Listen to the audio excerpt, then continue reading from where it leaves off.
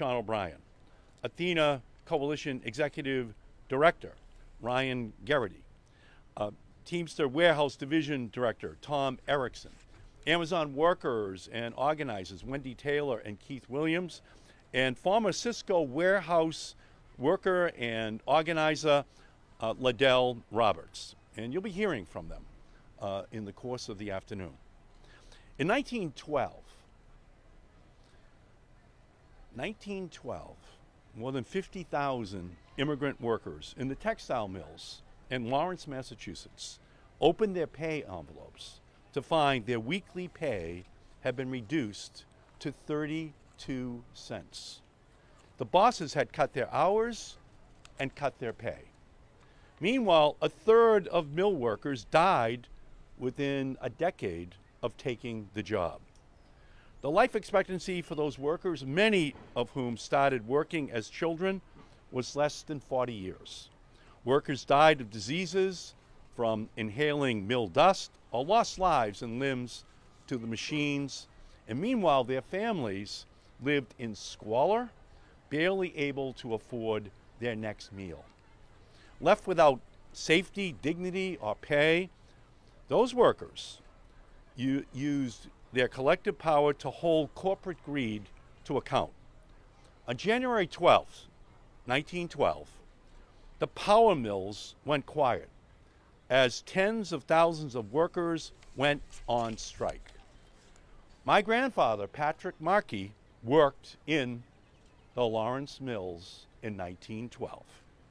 He worked alongside of people who had immigrated from more than 50 different countries. They didn't share a common language or culture, but they did share a common cause. Those workers were demanding better wages and dignity. Their rallying cry went, "Hearts starve as well as minds. Give us bread, but give us roses." And it became known as the Bread and Roses Strike. And as we have learned time and time again, labor organizing works. The mill workers won better wages, overtime, and protection from retaliation. What occurred in Lawrence, Massachusetts, when my grandfather was there in 1912, was not the first time corporate greed caused worker suffering, and it would not be the last time. Decades later, my father worked in a factory. There was an accident at the machine, and his finger was cut off. And my father had to take care of it. It's before there was such a thing called OSHA. And my father said that the boss told him, "I'll see you next week, John, on Monday." That was the protections which workers got. When my brothers and I would ask him about his finger, my father would use another finger to describe the boss and the company where he had lost that finger. So Upton Sinclair wrote in The Jungle in 1905 that workers are at the mercy of exploiters, whose one thought is to get as much out of them as is possible. This has been true across generations and industries. Corporate CEOs will drive workers into the ground to extract as much profit as possible. Today, corporations are using new technology to tell the same old story. Amazon has perfected a punishing quota system that pushes workers to and beyond their physical limits. They use dystopian surveillance technology to monitor workers' every move. They set requirements for how many packages workers have to scan without telling workers what those requirements are. Then they fire workers who fail to win their impossible game. These high-tech quota systems are shrouded in secrecy and enforced punitively, creating a culture of fear that leads workers to break their own backs to try to keep their paycheck, make rent, or put food on the table, or fill a prescription. Amazon lures in workers with the promise of $17 an hour, but they leave a trail of life-altering injuries in their wake. These workers who suffered slip disc and nerve damage and arthritis so that Amazon could make a 2-day shipping deadline now have to figure out how to provide for their families and to remain communities for the rest of their lives. Candace Dixon worked at Amazon for only 2 months before her quota of scanning 300 items in an hour destroyed her back. Doctors said her injuries, a sprained back and bulging disc, resulted from her work. But even after her worker compensation ran out, she could hardly walk. She may never recover. Amazon used her and threw her away when she broke, treating her like a disposable commodity. But workers are not disposable. My grandfather was not disposable. My father was not disposable. Candace is not disposable. No worker, here or across the country, is disposable. And don't go thinking that this is only an Amazon problem. Amazon may be at the front of the pack with an injury rate double the national average, but the rest of the big warehousing companies are close behind. In a recent survey of Walmart workers, more than half of women of color surveyed said they recently felt severe back pain at work. 91% of all Walmart workers say they recently experienced dehydration. In 2023, the CEO of Walmart made 933 times the salary of an average worker. Amazon brought in $30 billion in profit. Meanwhile, more than half of Amazon and Walmart workers surveyed said their work speed quotas are so demanding it is difficult to find time to go to the bathroom during their shift. These companies are extracting maximum profits from warehouse workers, and they're sucking every ounce of dignity out of the work along with it. Instead of chief executive officers, CEOs should be called chief extraction officers, extracting the life out of their workers. But just as greedy corporations repeat the same sins, workers respond with the same resilience. Like they did in 1912, workers today are organizing, fighting tooth and nail for safety and dignity in their workplace. But unlike 1912, we know that workers cannot be left to fight alone. Their dignity and safety must be protected by law because corporate bosses will never police corporate greed. Without a change to federal law, workers will continue to face the consequences of CEOs sacrificing worker health and worker lives for the almighty dollar. Like the mill workers in Lawrence, we have to say enough is enough. Hearts starve as well as bodies. Give us bread, but give us roses as well. Today, I'm taking the fight right here to Congress and filing the Warehouse Worker Protection Act to guarantee worker protections by law. The Warehouse Worker Protection Act would put an end to the most dangerous quotas that plague warehouses. The bill would ban quotas that make it impossible for workers to use the bathroom or take guaranteed breaks. Require companies to tell workers what quotas they have to meet, and prohibit quotas that rely on 24/7 surveillance or those that violate health and safety laws. And for those who refuse to comply, this bill allows the Department of Labor to hold companies to account with investigations and substantial penalties. In short, the Warehouse Worker Protection Act says workers are not disposable resources. Injuries are not just the cost of doing business. The cost of doing business in this country is guaranteeing worker safety and dignity, and not just profits for the executives of those corporations. We won't be able to pass this without a fight. Greedy CEOs will say anything they need to guarantee that they can treat people like commodities, working them to injury and then discarding them. But we are building a movement here, one that is bold, bipartisan, and bicameral.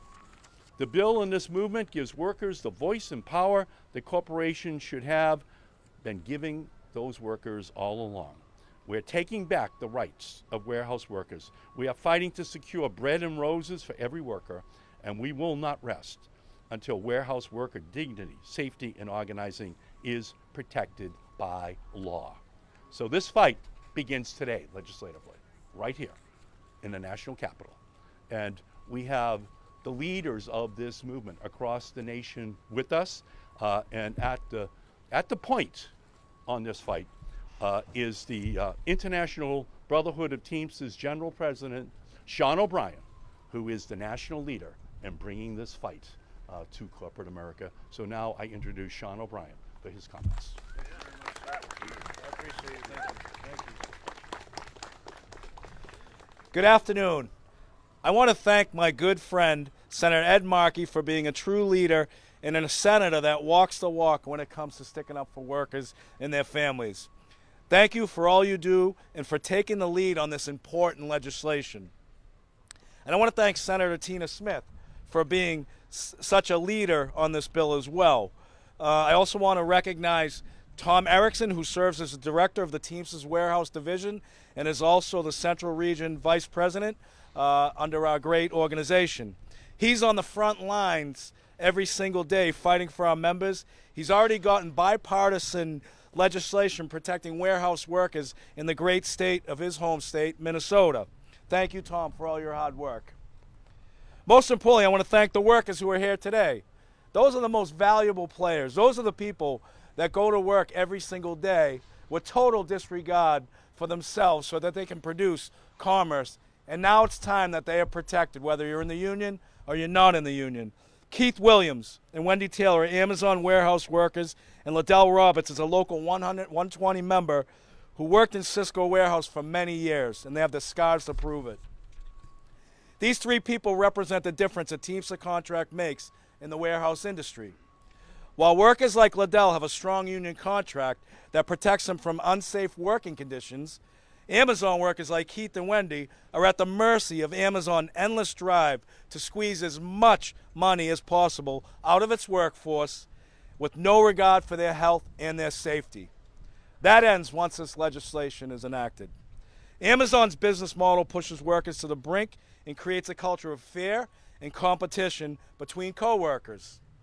Warehouses can be very dangerous places to work if safety isn't made a priority.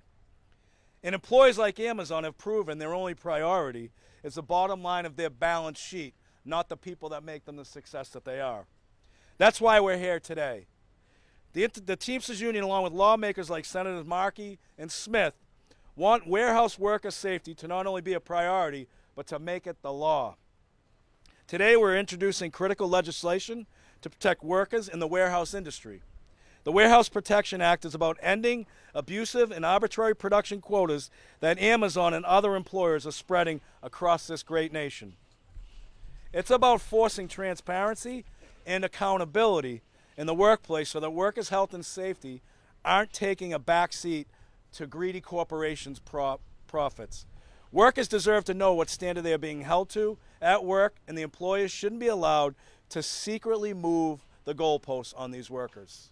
No one should fear losing their job because they have to use the bathroom or take a break or enjoy a lunch break. Teamsters in the warehouse industry already have a voice on the job to demand safety and fairness. But we believe all workers deserve these protections. All workers deserve a fair and dignified workplace. Wherever workers are ready to assert their power, fight for their rights, and stand up to corporate greed, the 1.3 million Teamster Union members will always be there, standing with them shoulder to shoulder.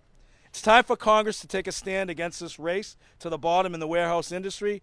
In this bill, we are doing just that. I want to thank everybody for their support, but more importantly, I want to thank the workers who have the courage and conviction every day to withstand the abuse that these greedy employers enact upon them. Thank you very much.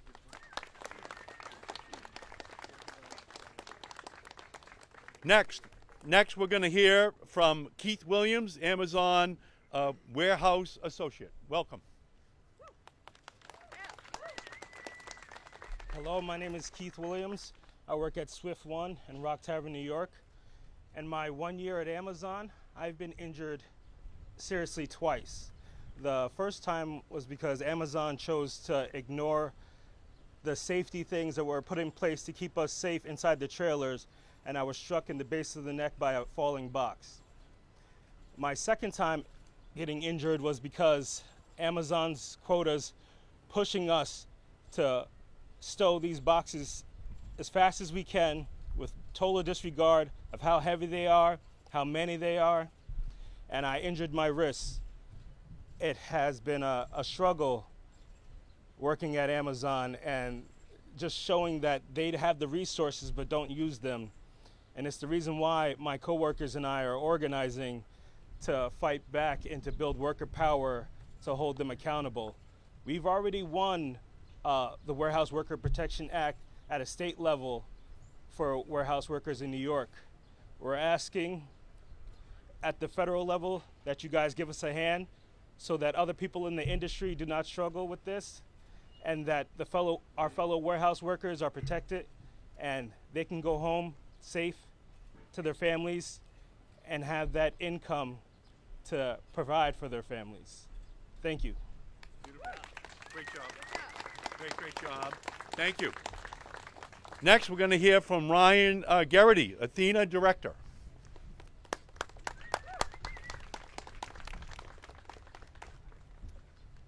It's hot out here.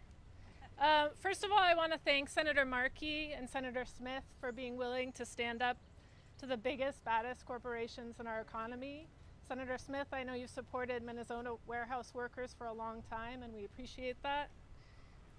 Just days ago, Amazon posted record profits. Record profits. No company that posts record profits should be disabling and creating life-threatening injuries to warehouse workers around the country. We are here today because thousands and thousands of Amazon workers across the country have stood up and fought back. Workers in Southern California, Minnesota, Missouri, New York, New Jersey, Illinois, Pennsylvania, Kentucky, Michigan, on and on.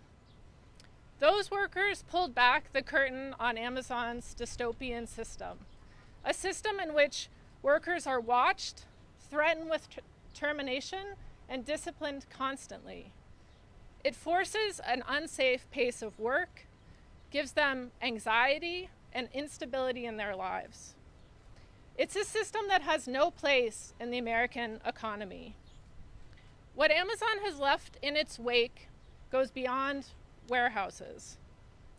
Within the Athena Coalition, we come together to fight back every time Amazon wants to run roughshod over our communities, over small businesses, over bookstores, over an open internet, over the planet. Whether you're a small business, a warehouse worker, a tech worker, someone living in a warehousing district facing truck pollution, if you believe we should be free from intrusive surveillance, if you believe in an open internet, by coming together, we have the power to fight back.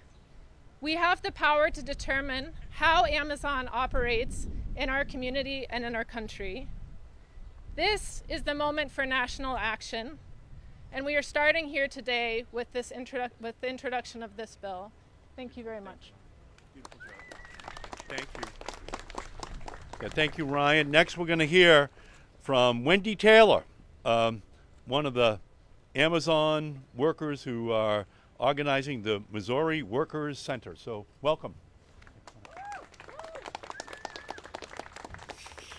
Good afternoon, everyone. My name is Wendy Taylor, and I'm a packer at the Amazon STL8 warehouse outside of St. Louis, Missouri. I'm also a proud member of the STL8 organizing committee in the Missouri Workers Center. I'm thrilled to be here at the Capitol today for the introduction of the Warehouse Workers Protection Act. Last March, I was injured at work because of Amazon's inhumane work rates.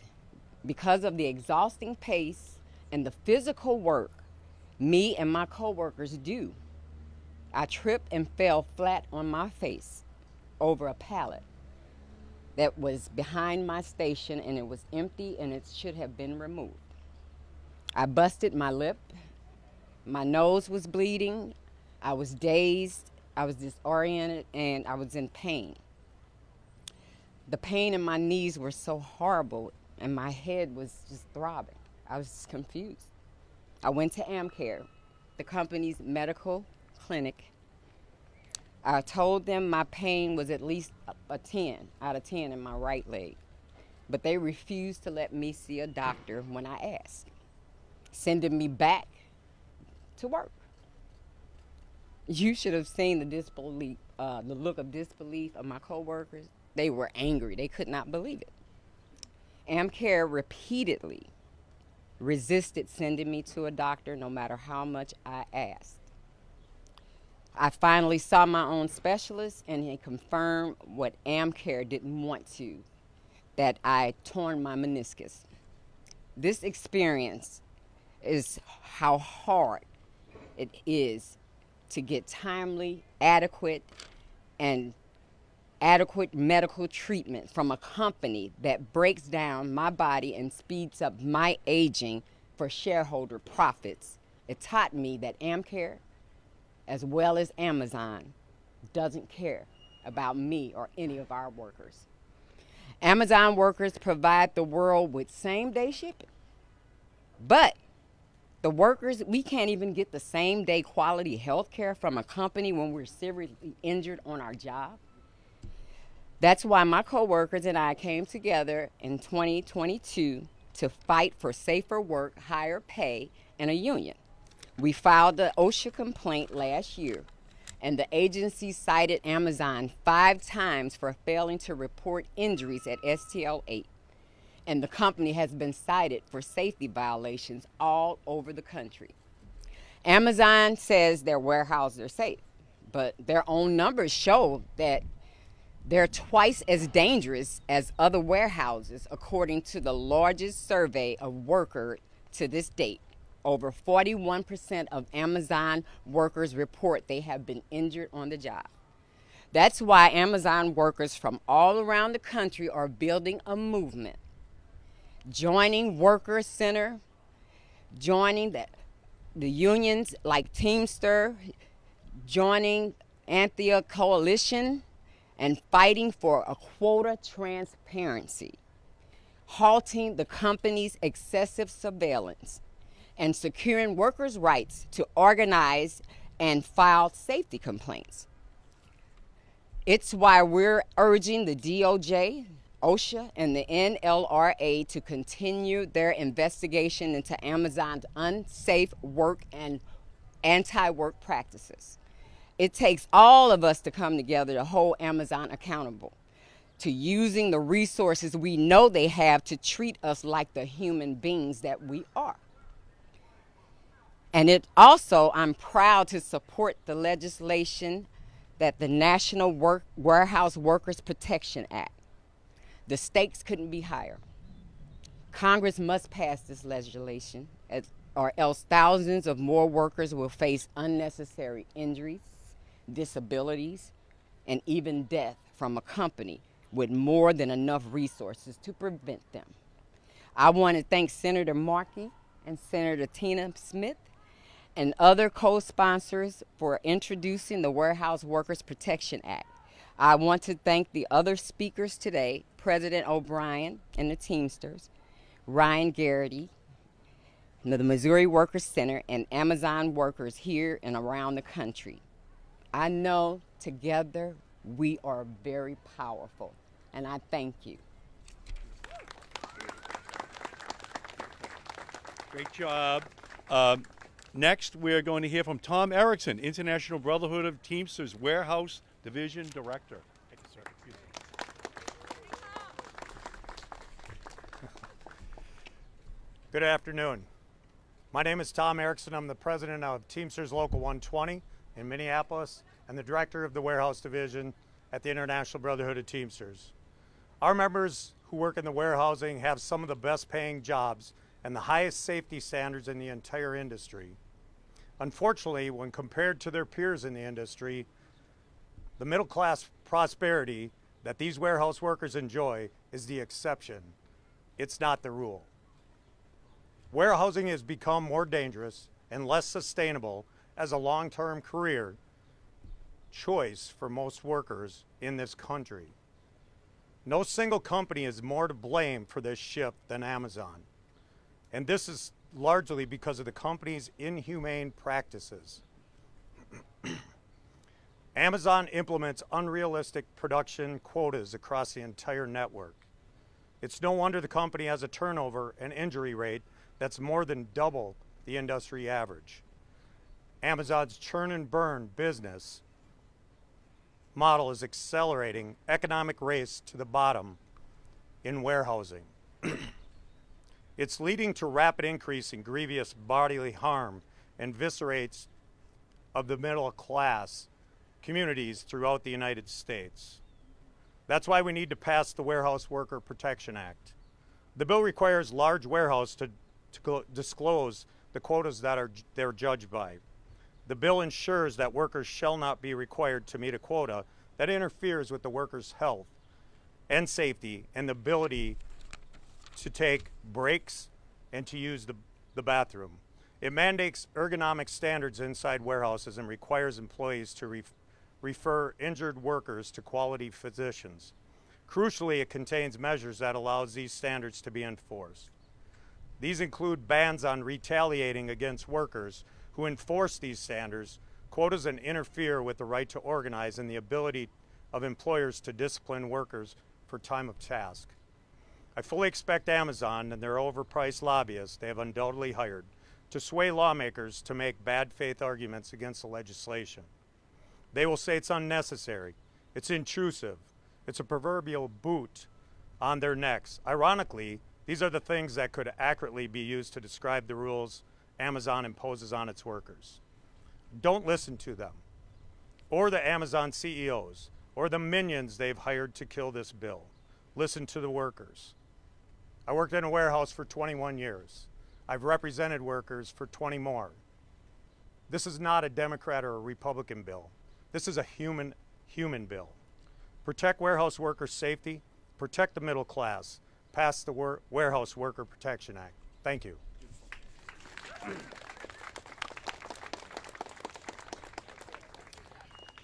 Next, we're going to hear from Liddell Roberts, organizer with Teamsters Local 120 and former warehouse employee at Cisco. Good afternoon. My name is Liddell Roberts, and I am an organizer with Teamsters Local 120. I became a Teamster in 1999 when I began working at Cisco, Mounds View in Minnesota. When I was working in the Cisco warehouse, I was protected by my Teamster contract, which I worked under, that gave me a fair and reasonable production standard. Today's workers, however, work under a much different production standard. Corporate giants like Amazon are using secret production quotas to squeeze as much profit as possible out of these workers, resulting in dangerous and working conditions and staggering injury rates. Cisco workers like me were able to safely meet our realistic quotas because of our Teamsters contract. All workers, organized or not, deserve to have the same information about the quotas that govern their jobs. Today I am proud to be here with my Teamsters brothers and sisters to celebrate the introduction to a much needed piece of legislation that will protect workers nationwide from arbitrary and unrealistic production quotas. The Warehouse Workers Protection Act not only improves the working conditions for warehouse workers, but it would bring transparency to production standards and quotas. Warehouse workers deserve to be treated like humans rather than cogs and machines. We thank Senator Ed Markey for introducing the legislation, and we call on Congress to pass this bill swiftly and create a level playing field for workers. Thank you for your time. Good job. And batting cleanup, our legislative heavy hitter, the great Senator Tina Smith from the state of Minnesota. Thank you. Good afternoon. I think it's afternoon, everybody. I want to thank Senator Ed Markey for your leadership on this issue, and I want to thank President O'Brien for being a tireless fighter on behalf of Teamsters and American workers everywhere. And most of all, I want to thank the workers who share their stories with us today to help us understand what it's really like to work in these big warehouses like Amazon when you don't have anybody who has your back. So I come at this from the perspective of an organizer, and also the belief, the core belief that when people have the power to come together and to organize for better working conditions and for safer workplaces, we all do better. And when these warehouse workers have a union watching their back, they're going to be safer. But what we're talking about today is workers that don't have that. And in cases like that, in warehouses like that, we all have to have their backs. And we've got to be real about this. We've got to be real. These big companies, what they care about is efficiency and cost savings and maximizing their profits. And we are hearing about how they're experiencing record profits at the same time that the people whose labor they are earning these profits on the backs on are experiencing completely unacceptable levels of injuries. That's what we heard today. And that's what it means to be the people that are delivering our packages every single day, that are making it possible for those packages to be at your door. So here's the thing. These big companies, they have a lot of power.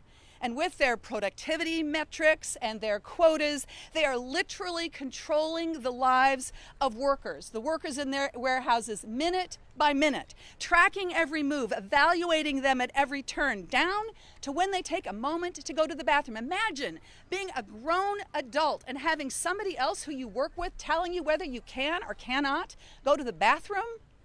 Think about what that's like. And then appreciate that the toll that that takes on people, including the physical injuries that they experience just trying to keep up with these algorithms.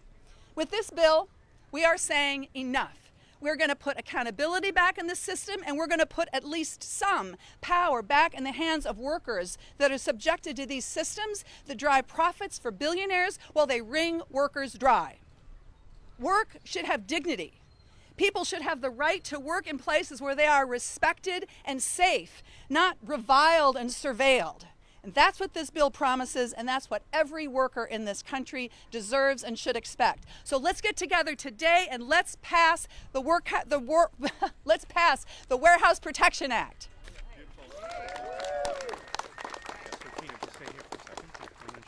So, are there any questions that any of you have?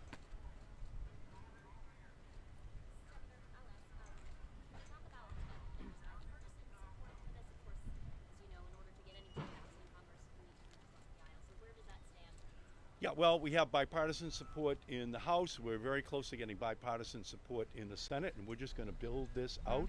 This should not be a Democrat or Republican issue. It just should be a worker safety and fairness issue, and I think we're going to have a lot of success in doing that. So thank you all, and thank you to the workers for being the leaders for us. Thank you all. You guys are great. Thank you. Good. Thanks. That's great. Beautiful.